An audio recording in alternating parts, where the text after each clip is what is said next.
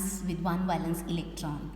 तो आज हम हाजिर हैं बड़े ही छोटे से नन्हे से मुन्ने से प्यारे से 2 टॉपिक्स के साथ। तो ये एग्जामिनेशन कंटेक्स्ट से भी बड़े नन्हे मुन्ने छोटे से टॉपिक्स हैं और शॉर्ट क्वेश्चन एग्जामिनेशन में समटाइम्स आ जाता है, what is the meaning of Larmor precision and Larmor frequency, या आपको पूछ लिया जाता है derive the expression for Larmor frequency. सबसे पहले तो आपको प्रिसिजनल मोशन जो है वो पता होनी चाहिए कि क्या होती है। प्रिसिजनल मोशन जो होती है आप लोगों ने लोअर क्लासेस में पढ़ रखा होगा कि जैसे ये पेन है, अगर ये पेन इस तरीके से मूवमेंट करता है तो ये रोटेशनल मोशन हो गई। लेकिन अगर रोटेशनल मोशन का एक्सिस ऑफ रोटेशन भी अपनी जगह चेंज करे तो उसको हम क्या कहना शुरू कर देते हैं, प्रिसिजनल मोशन। अब जैसे मैं कहूँ कि ये कुछ इस तरीके से रोटेट होने लग गया है या कुछ इस तरीके से। क्रैक्स आप लोगों ने सबने खाया होगा, क्रैक्स के अंदर पहले एक ऐसा छोटा सा टॉय आता था, छोटी सी चक्री सी आती थी, उसको पकड़ के ऐसे घुमा दिया, वो ऐसे ऐसे ऐसे ऐसे घूमती इस तरीके से अपना पाथ एग्जीक्यूट करती हुई मूवमेंट करती थी। That is basically the precessional motion. तो हमें पता है कि जो हमारा इलेक्ट्रॉन है, हमारा आपका सबका इलेक्ट्रॉन जो है न्यूक्लियस के चारों तरफ सिर्फ ये वाली मोशन एग्जीक्यूट नहीं करता है, वो कुछ इस तरीके की मोशन एग्जीक्यूट करता है।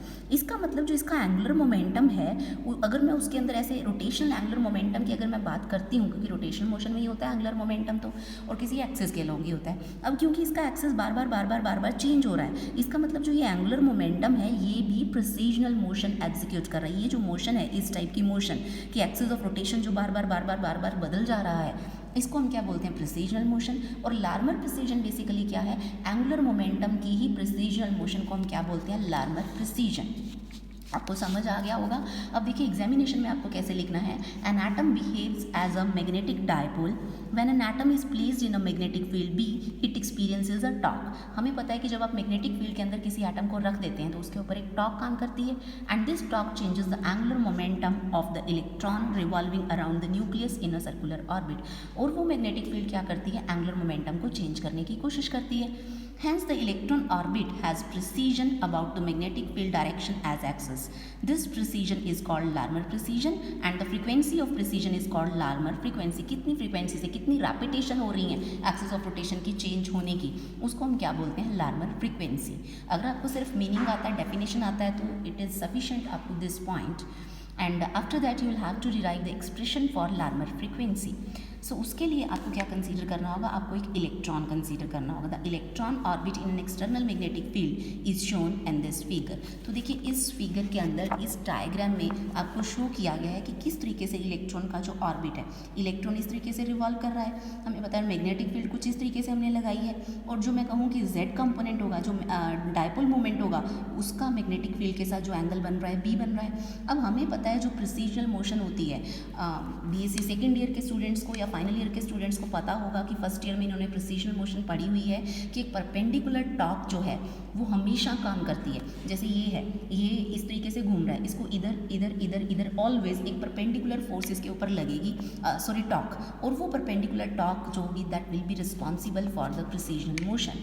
तो ये जो टॉर्क है परपेंडिकुलर डायरेक्शन में काम कर रही है, इसकी वजह से जो इसका एंगुलर मोमेंटम है वो प्रिसिजनल मोशन जो है वो शो करनी शुरू कर देगा। तो ये हो गया एंगुलर मोमेंटम वेक्टर जो है एल वेक्टर हो गया, राइट। यहाँ पर मैं कहूँ कि एंगल थीटा हो गया, और अगर मैं कहूँ कि दिस वन एंगल जो है 90 डिग्री का बन रहा है यहाँ पे, तो ये वाली जो साइड है, this side will be nothing but L sine theta, क्योंकि हमें पता है कि एल इस डायरेक्शन में काम कर रहा है, ये वाला क्या हो जाएगा, एल साइन थीटा, क्योंकि जैसे ऐसे इस तरीके से आप लेंगे तो यहाँ पर एंगल कितना बन जाएगा, 90 डिग्री का। अब यहाँ से ये जो एल वेक्टर है ये यहाँ से अल्टीमेटली यहाँ पहुँचेगा, तो ये जो स्मॉल चेंज इसके अंदर आया, ये स्मॉल चेंज मैंने कितना कंसीडर कर लिया, सपोज डी एल कंसीडर किया, और यहाँ पर ये जो एंगल का चेंज हुआ इस लोकेशन से, ये एल साइन थीटा है, ये यहाँ से यहाँ पर आ गया, और ये जो स्मॉल एंगल चेंज हुआ डी थीटा, हमें पता है omega is equal to d theta by d t होता है, तो डी थीटा किसके इक्वल हो जाएगा, ओमेगा इंटू डी टी के equal. So the electron orbit in an external magnetic field, ये यहाँ पर शो कर दिया गया है। The orbital magnetic moment mu L is perpendicular to the plane of the orbit. हमें पता है कि जो म्यू एल डायपोल मोमेंट है ये क्या है, एक एक्सियल वेक्टर है, तो ये हमेशा का क्या रहेगा, पर ऑर्बिट के प्लेन के परपेंडिकुलर। जैसे इस तरीके से इलेक्ट्रॉन रिवॉल्व कर रहा है, आप राइट हैंड थंब रूल लगाएंगे तो ये क्या हो जाएगा, परपेंडिकुलर डायरेक्शन में आ जाएगा। और angle between me magnetic field and mu L कितना हो गया, theta.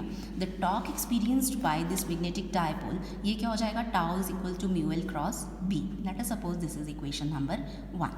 The direction of tau is always perpendicular to mu L and B. हमें पता है कि जो टॉर्क है, क्योंकि ये क्रॉस प्रोडक्ट है, अगर आपके पास दो क्वांटिटीज़ हैं A is equal to B cross C, तो ये ए वैक्टर इन दोनों के परपेंडिकुलर वैक्टर होगा, आपको पता है ये चीज़।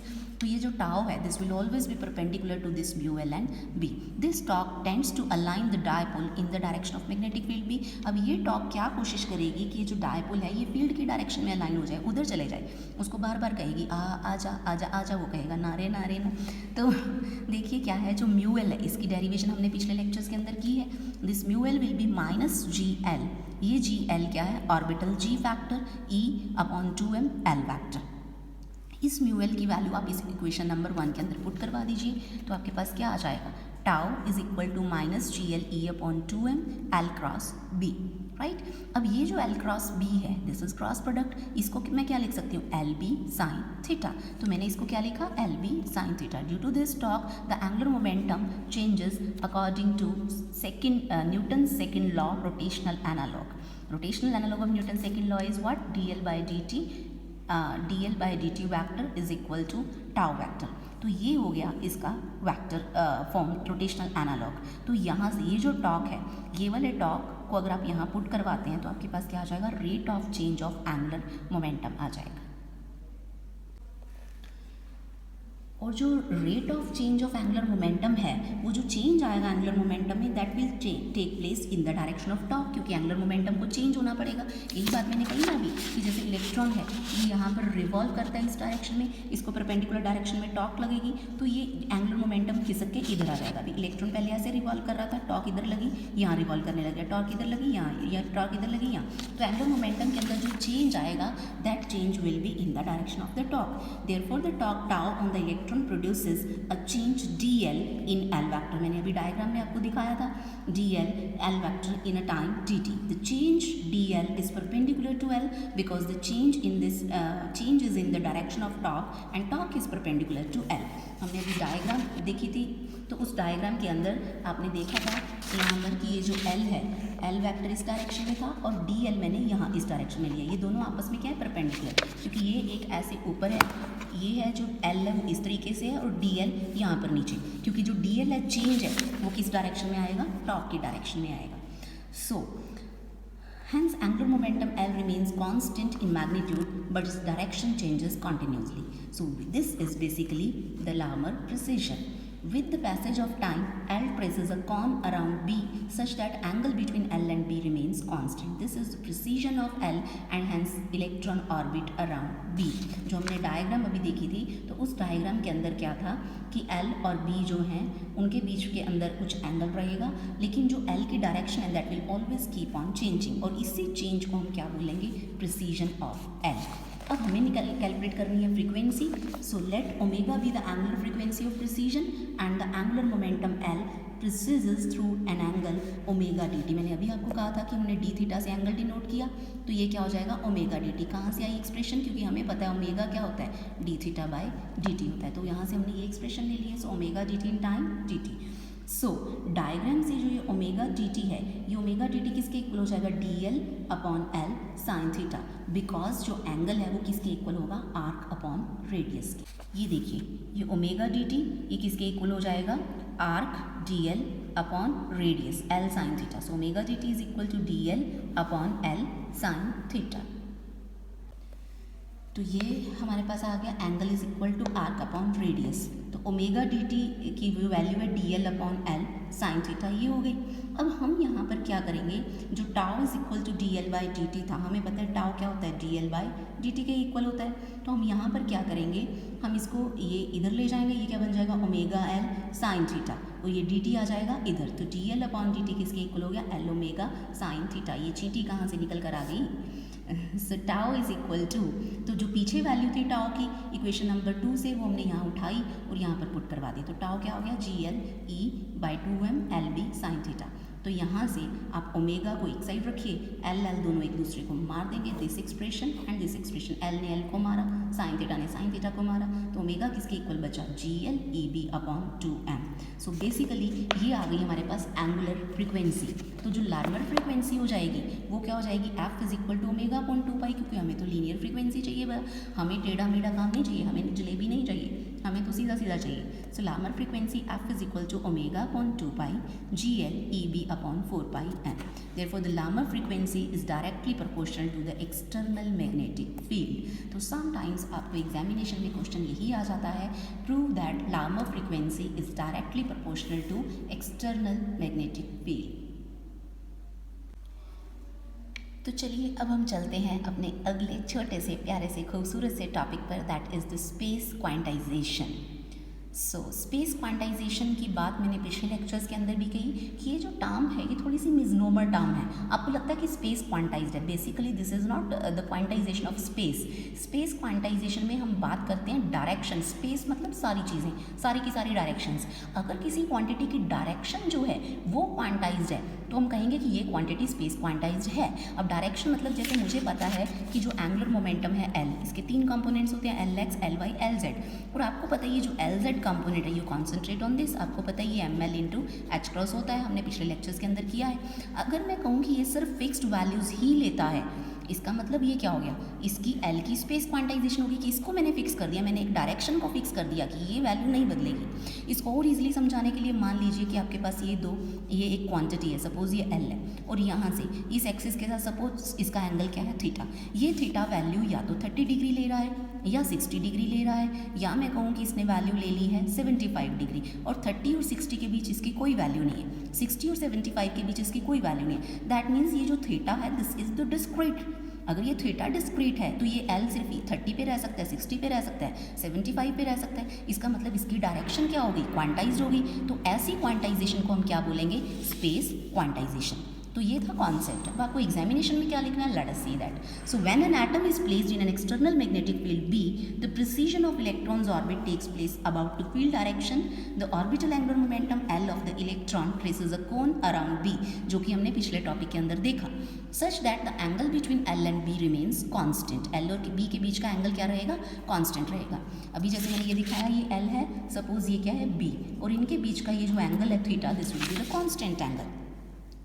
और इसी को हम क्या बोलते हैं, space quantization. So let the magnetic field B is along z axis and angle between L and B is theta. Therefore, the component of L parallel to B is given by, जैसे मैंने अभी ये diagram ली थी, आप मान लीजिए कि B इस डायरेक्शन में है, L इस डायरेक्शन में है, और एंगल इनके बीच में थीटा, तो L का कंपोनेंट इस डायरेक्शन में क्या आ जाएगा, L cos थीटा। तो यही हमने कहा, क्योंकि ये z एक्सिस है, this one is z axis, तो L का कंपोनेंट इस डायरेक्शन में, इट मीन्स L किसके इक्वल हो गया, Lz is equal to L cos theta. सो Lz किसके इक्वल हो गया, L cos थीटा के। Now according to quantum mechanics, the magnitudes of L and its z component Lz are quantised. L और Lz हमें पता है कि ये क्वांटाइज होते हैं। L किसके इक्वल होता है, root L into L+1 H cross, and Lz की वैल्यू क्या होती है, ml into H cross. Equation number 2, equation number 3, where L and ml are quantum numbers. This is orbital quantum number and this is magnetic quantum number.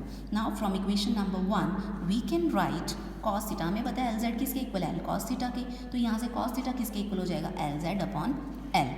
तो cos theta की value Lz upon Lz की value ml H cross, और L की value root L into L+1 H cross, दोनों values put करवाई, हमारे पास cos theta की ये वैल्यू आ गई। इक्वेशन नंबर 4, एंड केमिस्ट्री में आपने बहुत डिटेल में ये कॉन्सेप्ट पढ़ रखा होगा, आपको पता है since for a given value of L there are 2L+1 possible values of ml, यानी कि जो ml की वैल्यूज़ हैं -L से लेके +L तक जाती हैं, 2L+1 वैल्यूज़ लेता है। इसका मतलब अगर इसकी क्वांटाइज है तो इसकी भी वही वैल्यूज़ आएंगी, 2L+1 वैल्यूज़ आएंगी। Therefore angle theta can have 2L+1 discrete values. In other words, the angular momentum L can have 2L+1 discrete orientations with respect to the magnetic field. And the quantization in orientation of atoms in space is called space quantization, or the fixation of direction of angular momentum in space is called space quantization.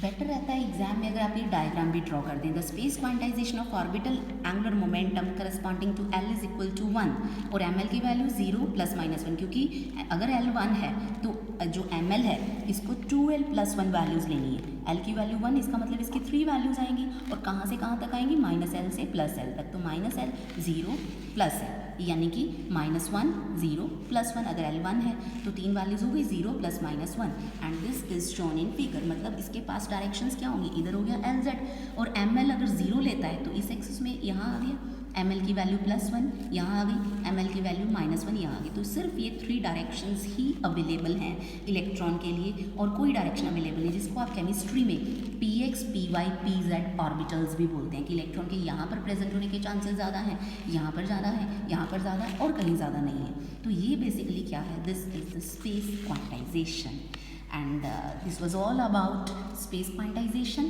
as well as Larmor precision and Larmor precessional frequency. Thank you so much.